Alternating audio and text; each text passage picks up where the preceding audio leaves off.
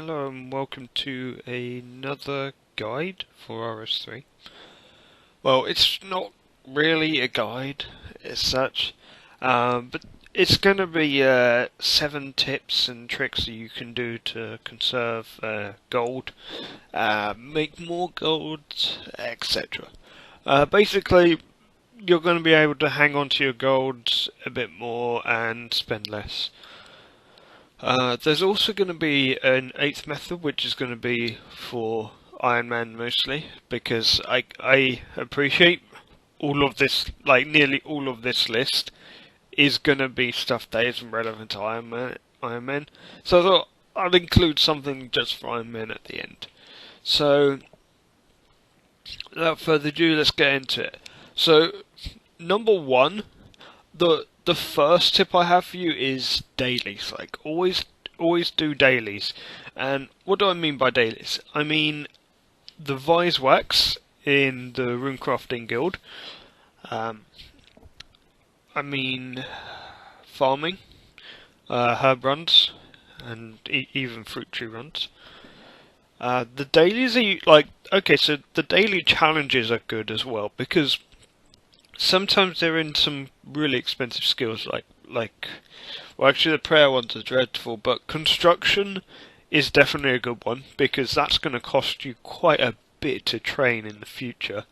However, if you, essentially a challenge will reward you almost as much as you put in, so it's almost free experience to do these daily challenges, even though they don't award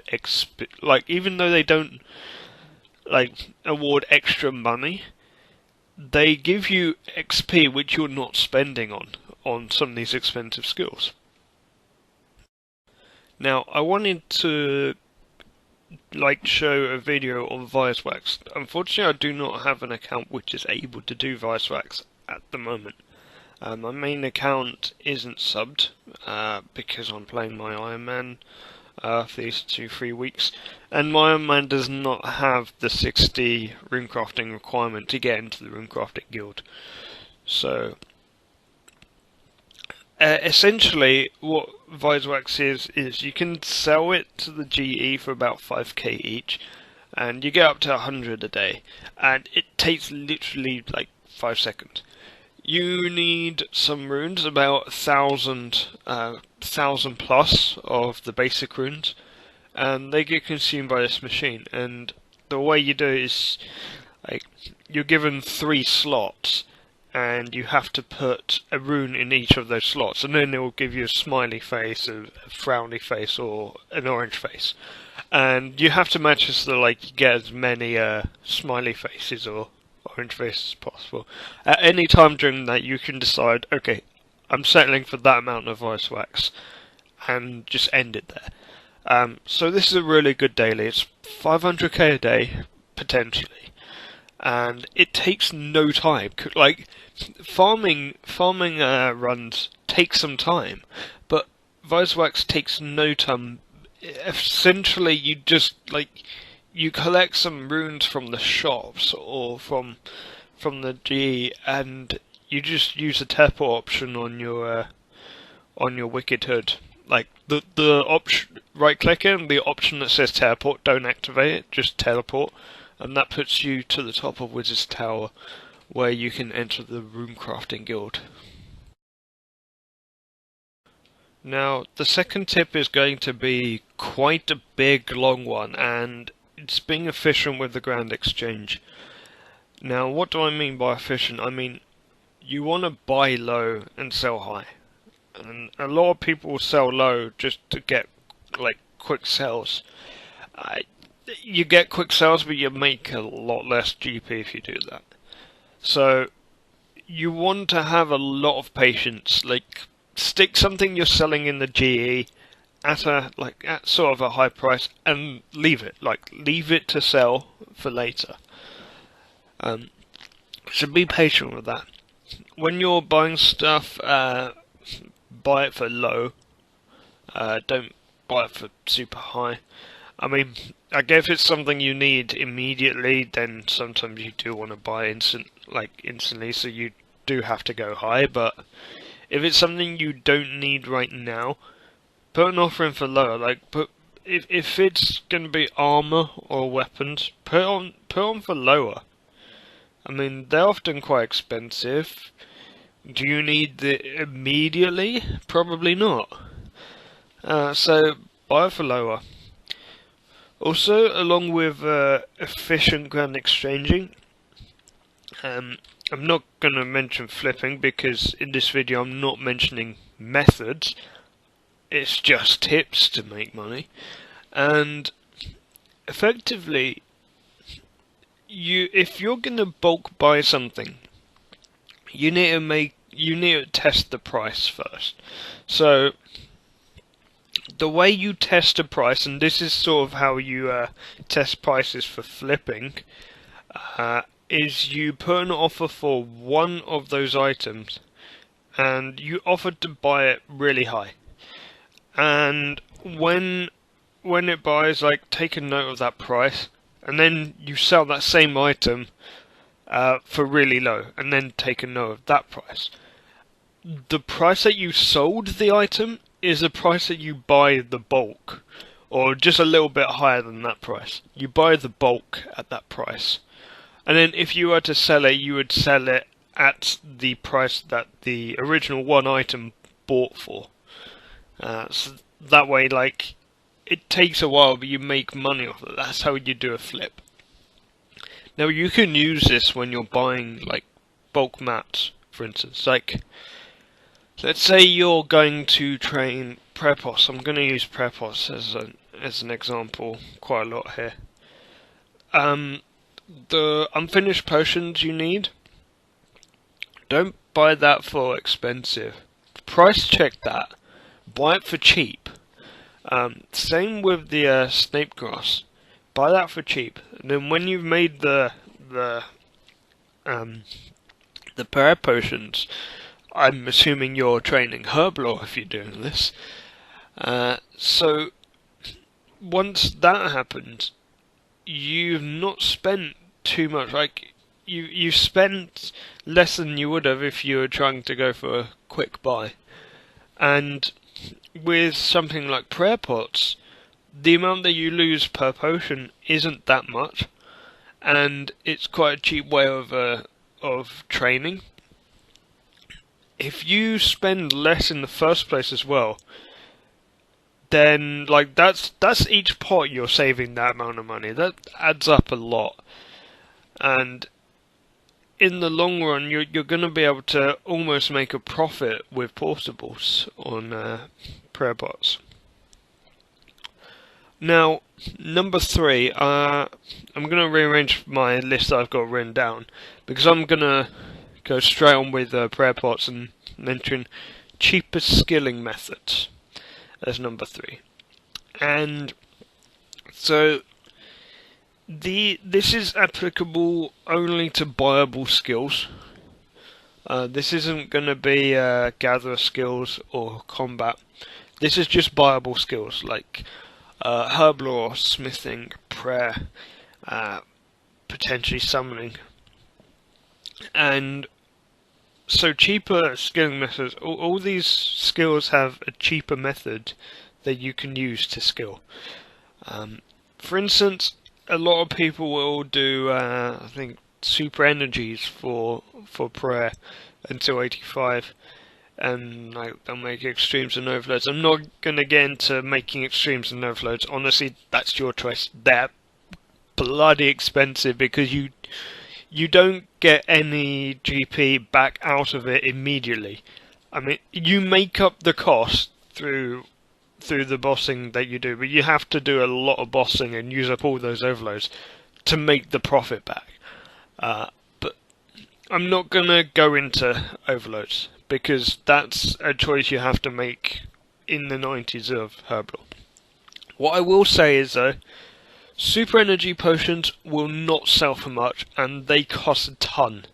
Even though they're much better XP than prayer pots. I believe prayer pots are like 200k XP per hour. Frankly, is not bad for any kind of XP. So, yeah, I mean, prayer pots are cheaper, and they're going to lose you less money over the amount of XP. Now, you want to also be using portables for as many of these viable skills as possible. And for prayer, obviously, you want to be using a gilded altar. That, like, unless you're doing 7 stones, don't think of using anything else on a gilded altar. But a relevant example for prayer would be using dragon bones or infernal ashes, as opposed to frost bones. Frost bones are like 5 times more expensive GP per XP.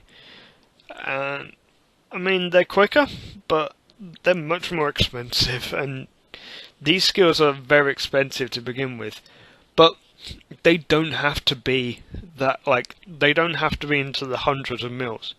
They can be just into tens of mils if you use the right methods. So I'm not going to run down all the cheaper skilling methods, because honestly I don't know all of them for all the skills. But for herb lore, prep pots is a good one, because they sell for quite a bit in the G after. And you can also flip them as well. Also, dragon bones for prayer. That's probably the best example is dragon bones versus frost bones. Now, I asked my clan before making this for any tips they may have and any suggestions, and someone brought up something very interesting which I totally overlooked. If you use a slower but cheaper skilling method, it might not necessarily be better GP, because that's the extra time it takes. It's time you're not going to be gaining GP, you're not going to be bossing, you're not going to be PVMing, you're not going to be gathering, if that's how you make GP. I don't know how you can really make any sort of decent amount of GP whilst gathering. But in that time, you're not going to be making GP, so if it's something like Dragon Bones, it's going to save you so much more money. That's probably worth doing. Same with prayer pots. But if you did something like, if you did something really low level, for instance, that's like dirt cheap, that's probably not going to be good for GP, because, I mean, if you spent more, you'd get what you're aiming for done quicker, and you'd have more time to earn that money back through whatever means you use to make money. So that is something you should definitely keep in mind, and you have to make a judgment call on that. That's something someone brought up, so I thought I'd address that. And yeah, that is a real thing. Bloody hell, I've just realised this is already really long, this video. So, on to number 4. And that is to make sure you loot the appropriate items when you're doing PVM and bossing. So what I mean by, like, I'm just gonna explain this with examples. So if an NPC that you've killed drops bones, is it worth the time to pick up those bones or the bag space? It isn't. If he drops like an Abbey Whip from Abbey Demons, of course that's going to be worth picking up. What about Rune Helms? Rune Helms, in my opinion, are definitely worth picking up, because it's Rune Helms are 10k. I mean, if you have to drop it for better loot later, then fair enough, but that's 10k that, like, if you pick up many Rune Helms, that adds up. And it doesn't take much time to actually pick up those Rune Helms. So, yeah, just be more selective with what you pick up. Like, don't pick up any low value stuff, like noted basic herbs. Well, I'm keeping that in. So, also, you need to make sure you don't miss things as well. Like, some noteds are definitely worth picking up because they're noted, but only if, like, over the long run it's going to add up to quite a bit. As for like other drops, like any kind of armor that's over, like around 10k or over, definitely worth picking those up. And yeah, just be more selective with what you pick up. Balance the amount of GP that you pick up with the kill speed, because the less you pick things up, the quicker you're killing. The more loot you pick up, or the more loot you get from kills, and that loot could be a rune helm instead of those, instead of that sapphire, for instance. So on to number 5, and this is going to be combo related as well. Only use degradables if you can afford them. Now, a lot of people, including myself, will try and use degradable weapons and degradable armor for like high-end Slayer, and for places where frankly overgearing them. Now, if you can afford that, that's great. I can afford it, so that's why I still do it. And like, divine charges are freaking expensive. So, but for an example, like, you're still gonna be wanting to use tier 90 weapons on things like celestial dragons. But if you've got super anti-fires, you take no damage from them if you stay at range. So that begs the question: why are you bringing degradable armor? Why are you bringing Pernix? What's the point? You're taking no damage. It's not going to make any difference. The only benefit you get from that is from the damage bonus. In which case, if you've got Void, you might as well take Void there, because that's extra damage. Or even Armadillo would be better, because it costs you less. And you cut down on your expenditure by not using degradables everywhere. Like, let's say you have a Dark Beast task. Do you really need to bring Ascensions? Could you not bring a cheaper degradable like Royal Crossbow? That kind of thing. I mean, you could use a Royal Crossbow at Dark Beast. It's fine. Same with like gargoyles. Why are you using your Nox staff over like an Abyssal set? I mean, you could even use that argument at Ganos.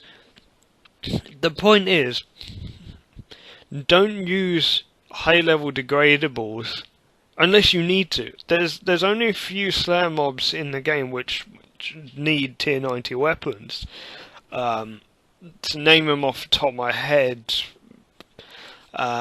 Celestial Dragons, Erets, probably Glaciers, and things like that. I probably missed some. Bosses as well. But don't use degradables everywhere when you don't need to use them. Now, number 6 is going to be something that will help you psychologically rather than actual GP, but it'll help you spend less, and that is having a bank loot tab. Now, what that is it's a tab in your bank which you put all your loot and anything that you're intending to sell. Now, like, you let this build up. This can actually save you time, because whereas like you'd have to go to the GE constantly to keep selling stuff, you let this build up and then you sell it all at once. So, for instance,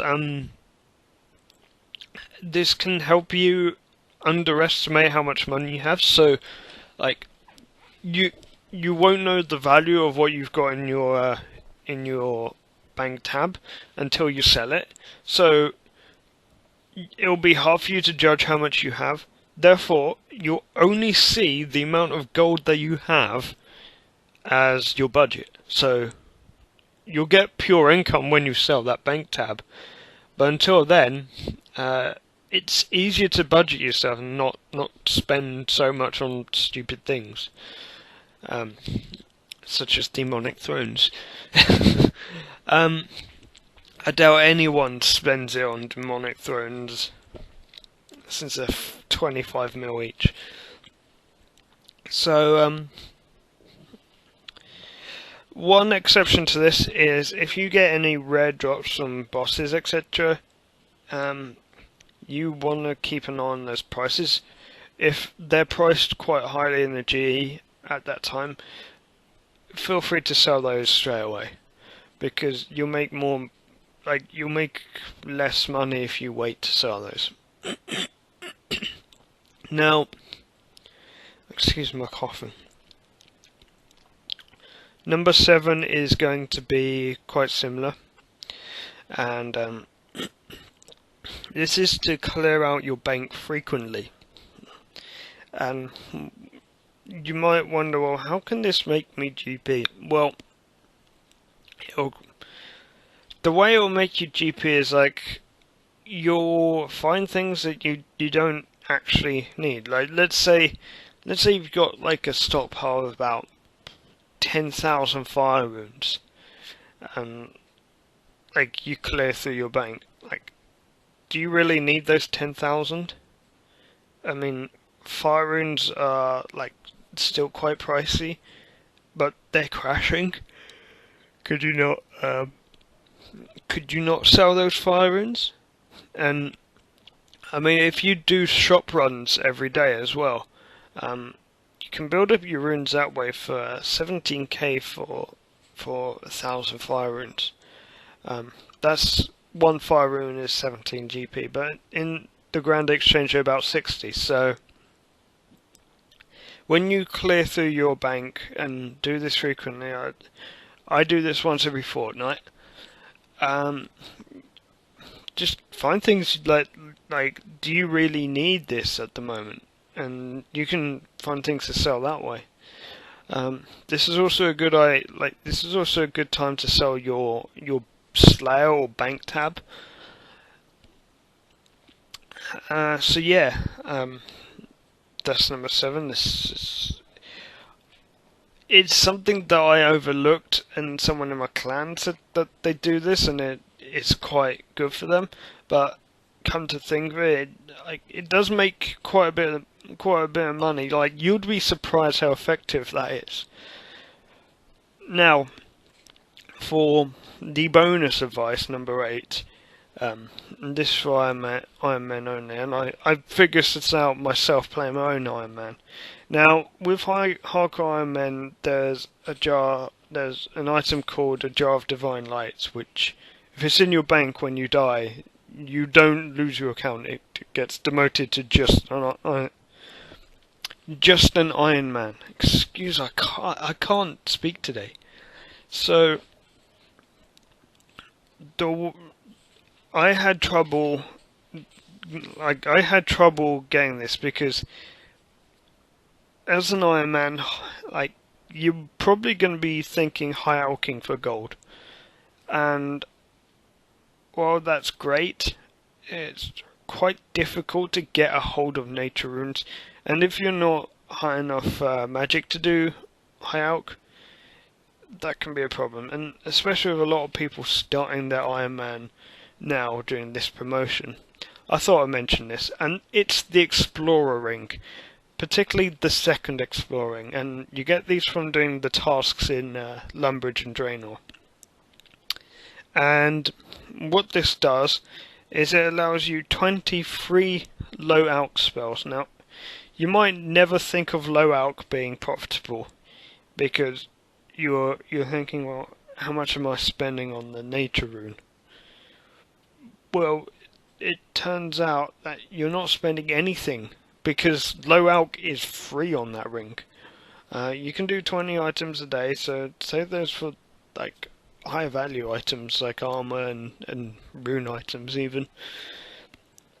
And it also gives mage XP, so that's honestly, there's only a few items you actually have to alch until you get like 100k for the jar, for instance, or whatever you're saving up for. Like maybe you need to buy stuff out of shops and they're expensive. The low alking option will do that for you. So yeah, thank you everyone for watching, and I hope you found this useful. I didn't intend this video to be this long, honestly. I do apologise for that. In future I'm hoping to keep it more concise. If you did like this, throw a like on the video, and please do comment in the comments any other tips you have for other players that might not be that great at making money. Also comment any other videos you want to see, like any other guides, etc. Like, do you want me to do boss guides? I've been tempted to do those, but everyone's done boss guides. But I guess everyone's done this kind of video, so like, what content do you want to see from the channel, basically? So yeah, thank you for watching, and I'll catch you guys later.